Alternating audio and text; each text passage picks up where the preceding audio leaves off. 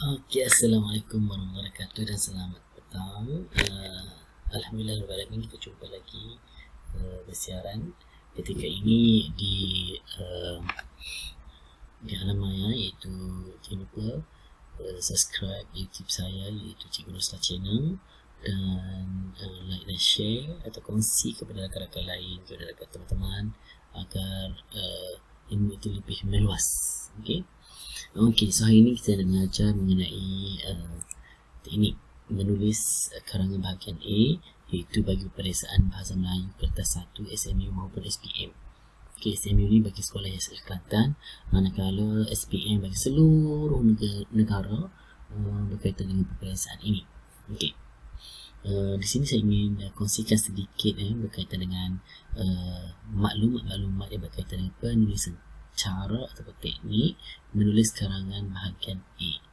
Bahagian A ni ialah sebanyak 30 markah kalau pelajar-pelajar ingin mengetahui dan pelajar untuk menengah saja mendengar agama ataupun dini pun sama, iaitu 30 markah, cumanya dia ada KSSM dan yang lama memiliki KBSM.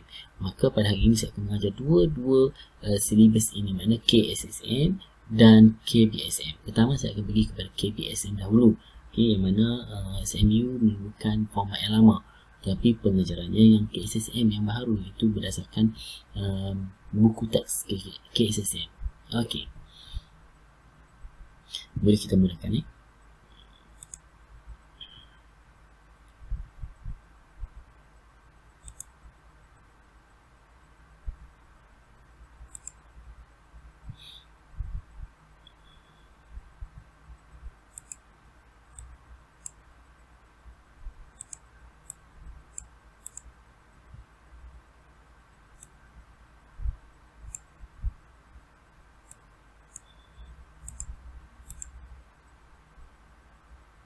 Okey, teknik menulis karangan bahagian A peperiksaan bahasa Melayu kertas 1 kalau markah. Untuk hari ini berceritanya mengenai teknik menulis bahagian A sahaja. Okey, manakala selepas ini kita menulis karangan bahagian B pula. Alright, so doa berhati. Bismillahirrahmanirrahim. Allahumma aftah alaina hikmataka wa ansyur alaina min khazaini rahmatika ya arhamar rahimin. Ya Allah, bukakanlah ke atas kami nikmat-Mu dan limpahkanlah ke atas kami khazanah-Mu, wahai Allah yang Maha Pemurah lagi Maha Penyayang. Amin. Okey. Kini nama saya Cikgu Muhammad Ruslan Rahman, guru Sekolah Menengah Agama Arab Azhar Nelor, guru bahasa Melayu, dan ini email saya Cikgu Ruslan @edd.edu.my, dan nombor telefon saya ada bahasa jiwa bangsa untuk subjek bahasa Melayu. Okey. Pertama ialah apabila sebut penulisan, kita berbicara dengan pendahuluan pertama. Okey, pendahuluan. Okay.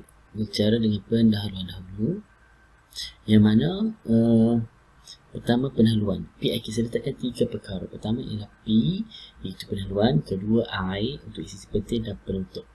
Okey, 3 perkara ni perlu ada dalam setiap sebuah karangan. Okey, mana-mana karangan A ataupun B. Alright. So hari ini cerita pertama ialah pendahuluan. Kita tengok dulu, ada 3 faktor, itu 3 cabang yang melengkapi pendahuluan. Pertama ialah isu ataupun topik ataupun tema yang perlu ada dalam sesebuah karangan. Yang kedua ialah ungkapan frasa menarik ataupun ungkapan bahasa indah dalam penulisan anda bagi pendahuluan. Yang ketiga ialah ayat tugasan berdasarkan soalan yang ditanya. Okey, maka dengan jelas sebuah karangan anda itu tidak terpesong daripada soalan yang diberi. Okey, seterusnya isi-isi penting pula merujuk kepada 4 perkara. Okey, maknanya setiap isi ada 4 ayat ataupun sekurang-kurang 5 atau 6 ayat untuk melengkapkan bahagian penulisan sebuah karangan bahagian A. Yang pertama ialah isi, iaitu ayat topik ataupun tema yang ditanyakan dalam soalan tersebut. Yang kedua ialah ayat huraian. Okey, yang ketiga ialah ayat huraian lengkap, itu berdasarkan ayat contoh ataupun ayat kesan ataupun ayat berkaitan. Okey, dan keempat ialah ayat penegas. Oleh itu jelaslah bahawa dan sebagainya. Itu ialah merupakan ayat penegas bagi penutup bahagian isi sahaja. Okey, jelas.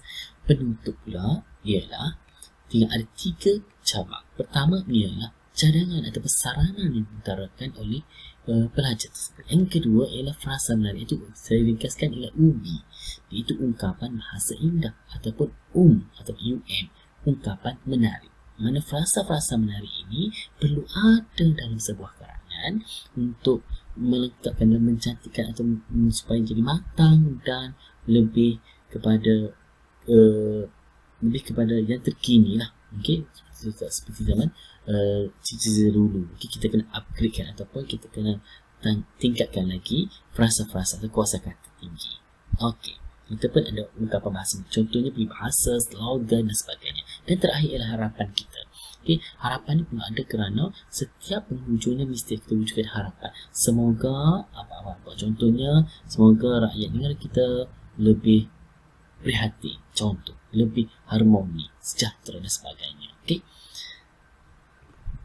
Seterusnya, sebagai kisah yang kedua, iaitu untuk melengkapkan sebuah karangan kita ada ialah kehendak, soalan, isu dan tema. Ini pendahuluan. Manakala isi pula ialah maklumat yang kena beri, itu MYKD saya jelaskan sini.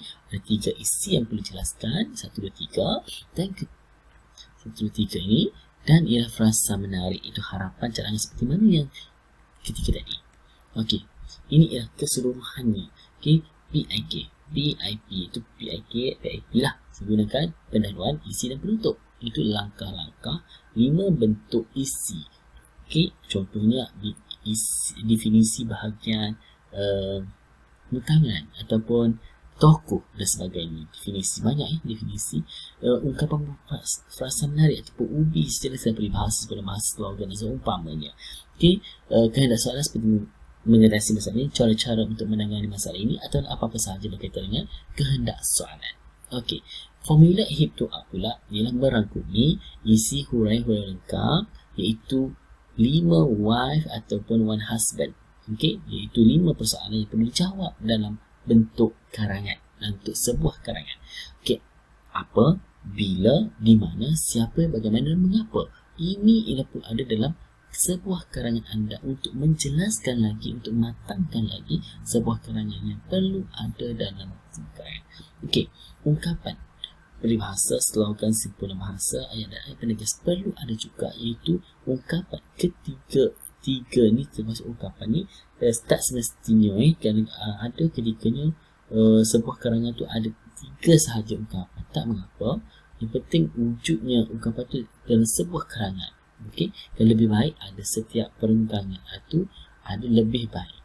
Okey, tapi biasalah pelajar-pelajar ada yang baik, ada yang kurang dan sebagainya, tak ingat ke dalam peperiksaan, so boleh kan. Okey, bukan boleh sangat, maknanya tidak digalakkan, maknanya kalau boleh letak juga sekurang-kurangnya 1. Okey,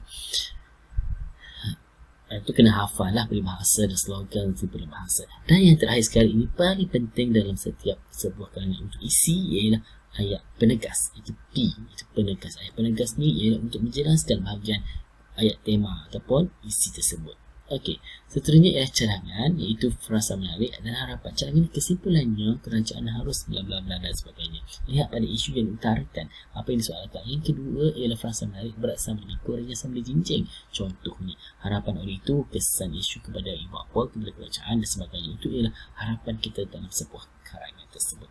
Okey, perkara ini penting. Yang saya bulatkan ni ialah penting, termasuklah dua perkara, kata kunci dan kehendak soalan. 2 perkara ini sangat penting kerana ini sebagai karangan anda tidak terpesong. Itu paling utama, tidak terpesong. Ini turut apa yang disoal dalam sebuah soalan, sebuah karangan tersebut. Okey, okey, teknik menulis karangan bahagian B. Ni itu sama juga Okey, bahagian B. Okey, isi hurai-hurai lengkap yang termasuk contoh, ungkapan dan penegas. Okey, saya lajukan sikit.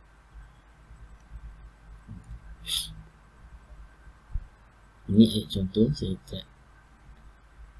Alright, okay.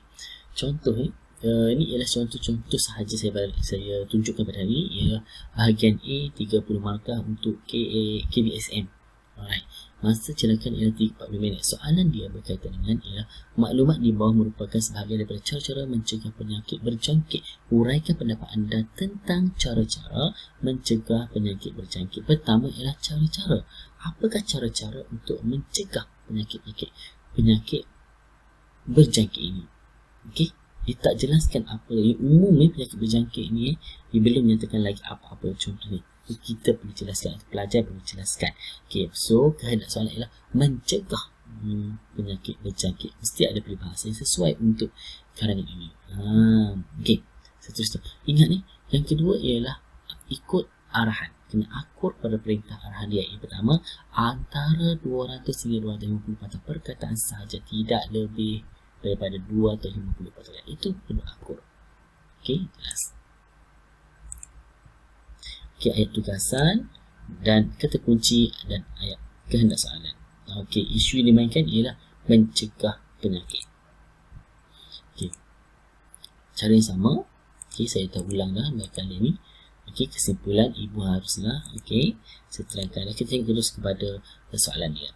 Okey, cara mencegah penyakit berjangkit. Cara-cara yang pertama ialah tengok kepada gambar rajah ataupun soalan yang diberikan kepada kita. Yang pertama ialah membasuh tangan dengan cara yang betul. Kedua ialah memakai pelitup muka, menutup hidung dan mulut apabila batuk atau bersin. Ketiga-tiga ini ialah maklumat yang perlu anda jawab dalam sebuah karangan bahagian A. Okey, maknanya jangan ambil daripada luar ataupun jangan tinggal daripada yang diberi. Boleh? Ketiga-tiga untuk jadikan bahagian C. Okey, tengok kepada isi dia pula. Alright, pendahuluan dia mesti mencari pencegahan lebih baik daripada mengubati. So, ayat tema dia ialah mencegah lebih baik daripada mengubati. Itu tema untuk sebuah karangan permulaan. Contoh dia, pada era globalisasi ini ataupun pada era dewasa ini, okey, pada era globalisasi contohnya lah, okey, mencegah lebih baik daripada mengubati. Sini ialah sebagai just untuk clue sahaja ataupun clue sahaja. Nanti pelajar-pelajar boleh minat ayat sendiri dengan lebih jelas, lebih lengkap. Okey, walaupun dia sudah lengkap tapi pelajar boleh ubah sendiri berdasarkan kesesuaian pelajar.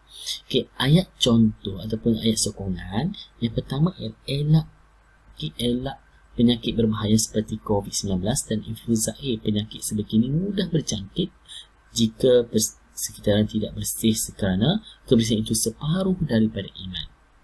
Ini ialah ubi ataupun ungkapan bahasa indah. Ayat tugas atau kehendak soalan. Persoalannya, apakah cara-cara mencegah penyakit berjangkit? Tak ada soal. Okey, seterusnya kepada isi pertama. Isi pertama ialah ayat topik. Membasuh tangan dengan cara yang betul. Lihat kepada soalan tadi, itu betul ke tak membasuh tangan yang betul? Ya, betul. Maka ayat huraian tangan merupakan anggota paling kerap digunakan dalam rutin seharian seseorang. Membasuh tangan selepas batuk dan bersih. Okey, itu ialah ayat sokongan dia. Okey, jelas? Maka sebelum dan selepas makan di kantin dan restoran atau restoran, selain itu membasuh tangan sebelum dan selepas menggunakan tandas. Itu ialah ayat provokasi dalam pembinaan sebuah karangan untuk bahagian A maupun bahagian B. Okey, ayat solusi dia basuh tangan dengan cara yang betul seperti yang disarankan oleh pihak Kementerian Kesihatan Malaysia. Dia 7 langkah selama 20 saat. Bukannya membasuh tidak bersungguh-sungguh, akan melepas batuk di tangga. Itulah peribahasa yang ada. Okey, ayat penegas jelaslah bahawa membasuh tangan secara betul dapat mencegah penyakit berjangkit. Okey, rasanya itu saja bagi saya untuk 15 minit pertama ini. Untuk isi pertama baru saya jelaskan. So, minta pelajar tolong buat dulu sebuah karangan ini dengan betul seperti mana yang saya terangkan tadi. Boleh? Okey, itu saja daripada saya. Ya, Assalamualaikum warahmatullahi wabarakatuh. Kita jumpa lagi, jangan lupa di sesi yang kedua, itu isi kedua sehinggalah penutup, insyaAllah. Okay, jangan lupa subscribe dan like, share YouTube Cikgu Roslan channel, dan kongsi kepada rakan-rakan anda. Okay, Assalamualaikum, bye-bye.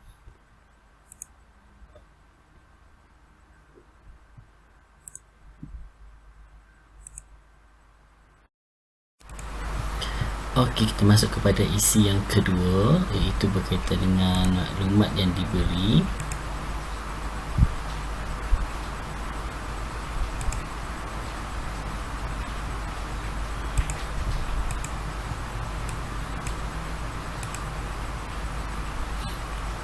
Okey, isi kedua ni, kita masuk ke isi kedua. Okey, isi kedua ni berkaitan dengan cara kedua pula yang memakai penutup muka.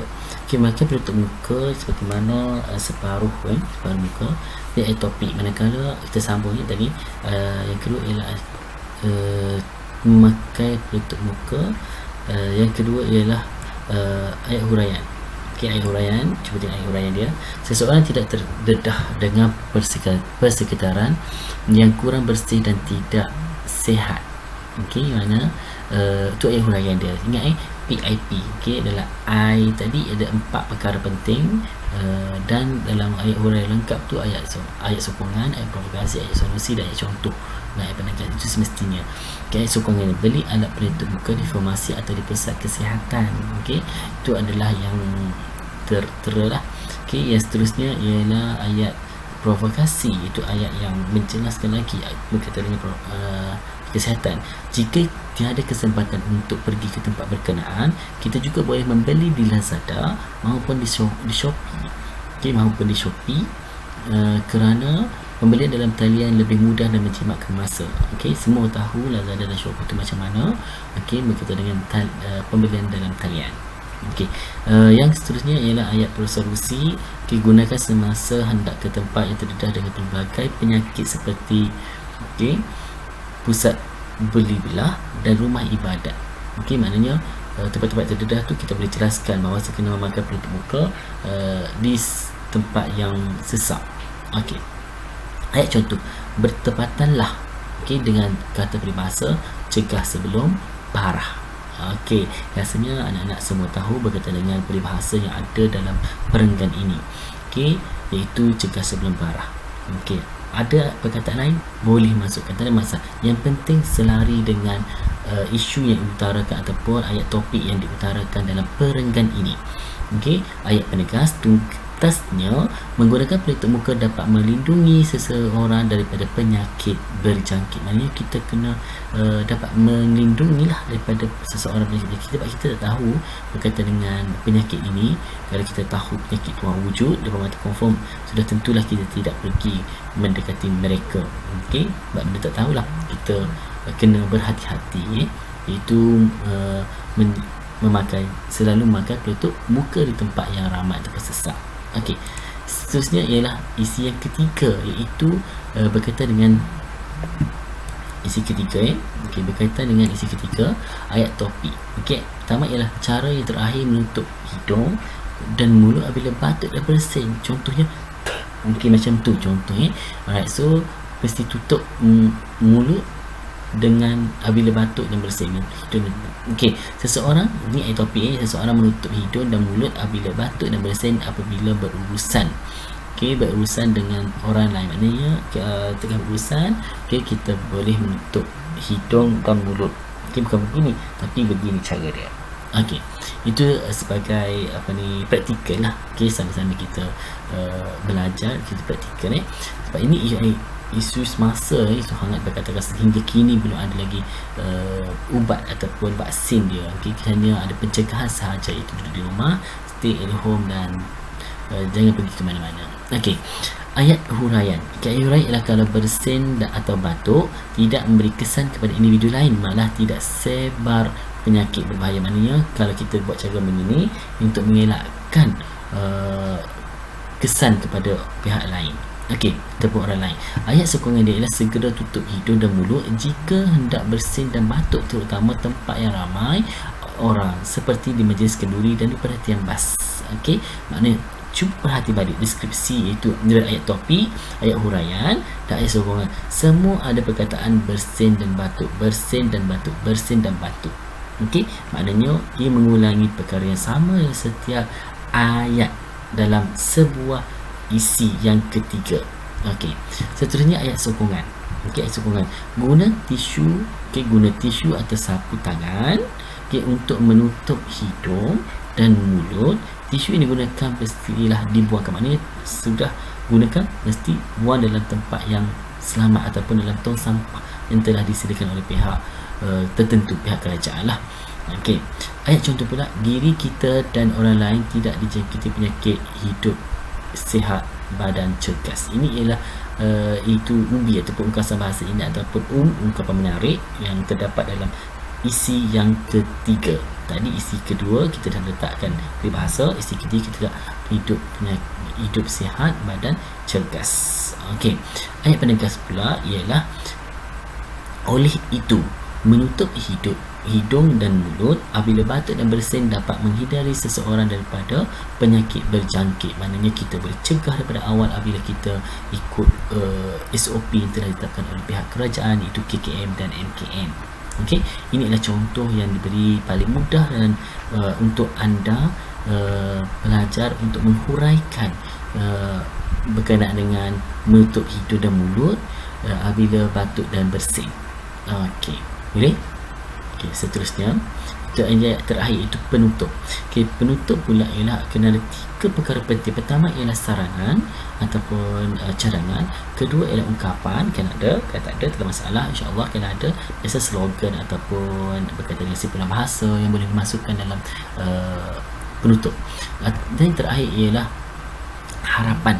Okey, harapan, apa harapan kita terhadap sebuah karangan. Okey, di akhir konklusinya apa kita nak katakan kepada semua supaya pemeriksa ataupun pembaca memahami konten yang kita yang kandungan yang kita tampilkan dalam sebuah karangan kita. Okey, iaitu pertama, ayat tema isu ialah jelaskan bahawa terdapat banyak cara mencegah penyakit berjangkit. Apa cara yang tadi? Okey, itu 3 perkara, banyaklah. 3 tu ialah banyak cara. Yang kedua ialah ayat cara kita, iwapa menerapkan kepada anak-anak sejak kecil. Itu perlu menerapkan kepada anak-anak sejak kecil lagi. Apa menerapkan? Bak kata peribahasa ataupun dikata pepatah, melentur buluh biarlah dari rebungnya. Maknanya ini peribahasa yang selalu kita dengar dan asyik kita selalu sembang-sembang pun. Inilah peribahasa untuk ibu bapa dan anak, itu melentur buluh biarlah dari rebungnya. Okey, itu kita kena asuh daripada awal untuk mengelakkan pencegahan ini, dan kita perlu tahu apa yang terkandung. Dan ayat harapan kita ialah semoga rakyat Malaysia tahu akan kepentingan menjaga kebersihan. Apa kaitan dengan rakyat Malaysia? Apa kaitan dengan ibu bapa? Sebab ini ialah kerana berkaitan dengan masyarakat kita. So, ibu bapa ataupun jelaslah bahawa terdapat banyak cara mencegah penyakit. Contohnya, kan pihak kerajaan ataupun masyarakat perlu menerapkan, ataupun ibu bapa lah, sebab kita nak gelakkan anak-anak dan berkaitan dengan peribahasa ini kena selari dengan ayat cadangan ini. Dan ayat harapan kita, semoga rakyat Malaysia akan kepentingan menjaga kebersihan. Okey, sehingga itu sahaja untuk penutup kita hari ini. Dan ingat daripada awal pendahuluan isi pertama, isi kedua, isi ketiga, seperti mana dalam gambar tersebut. Saya ulang balik. Okey, gambar tersebut kita ulang balik. Ni gambar ni. Okey, laju sangat ni. Okey, gambar ini pun ada, iaitu ialah membasuh tangan pertama, kedua ialah penutup muka, ketiga menutup hidung dan mulut apabila batuk dan bersin.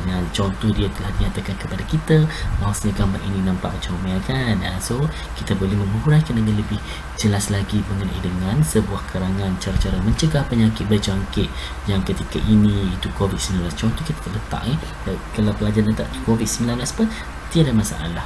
Okay, ataupun influenza A pun tak ada masalah. Apa-apa sahaja isu berkaitan dengan contoh penyakit berjangkit ini. Okey, kalau ada fakta lagi jelas. Okey, rasanya itu sahaja daripada saya untuk penerangan tahap yang pertama, iaitu karangan bahagian AKBSM.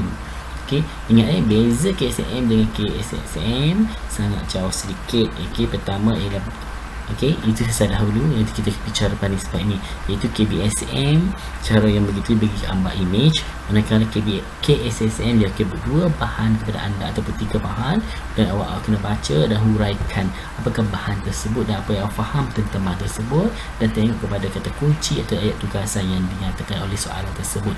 Barulah kita boleh menghuraikan atau membuat sebuah karangan berpandukan soalan yang diberi. Okey, dan ingat ni beza KSSM dan KBSM ialah 250 patah perkataan dan KSSM ialah 200 patah perkataan untuk soalan bahagian A sahaja. Okey, rasa itu saja. Jangan lupa subscribe channel saya Sidin Roslan dan kongsi keberadaan kita di alam ini, di alam maya, dan supaya ilmu ini bermanfaat kepada kita semua dan insya-Allah anda dapat A dalam peperiksaan nanti. Okey, assalamualaikum, bye bye.